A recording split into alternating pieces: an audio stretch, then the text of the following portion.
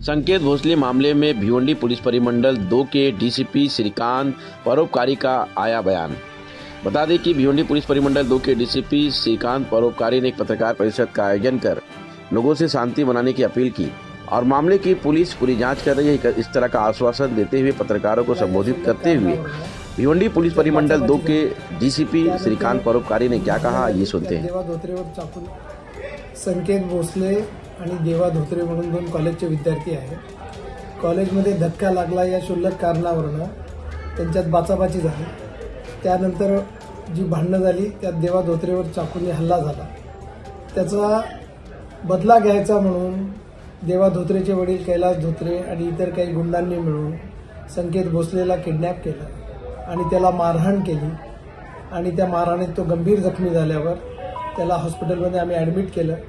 307 cross गुन्हा दाखल केलेला आहे।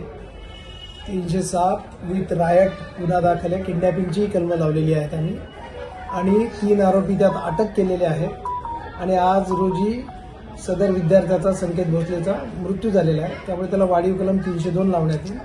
त्यातला मुख्य आरोपी कैलास धोत्रे हा फरार आहे। त्याचा शोध चालू आहे। विविध ठिकाणी आमची 5 ते 10 पथकं विविध ठिकाणी पूर्ण मुंबई ठाणे आसपास सगळीकडे शोध घेत आहेत।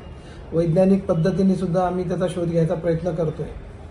काही 1-2 ठिकाणी काही हुल्लडबाजांनी समाजकंटकांनी 2 दगड मारलेले आहेत। 1-2 दगड त्यात 1-2 गाड्यांच्या काचा वगैरे फुटलेल्या आहेत। पण मी सगळ्यांना हे सांगू इच्छितो की जे कोणी हुल्लडबाजी करेल, जे कोणी शांतता भंग करायचा प्रयत्न करेल त्यांच्या सगळ्यांवर कायदेशीर कारवाई केली जाईल।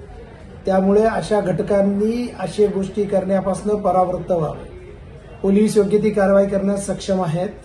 त्यामुळे अशा कुठल्याही गोष्टी कुणीही करू नये आणि ते टॉलरेट केलं जाणार नाही।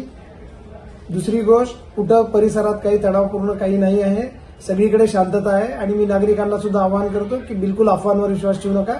सगळीकडे शांतता आहे। थँक्यू।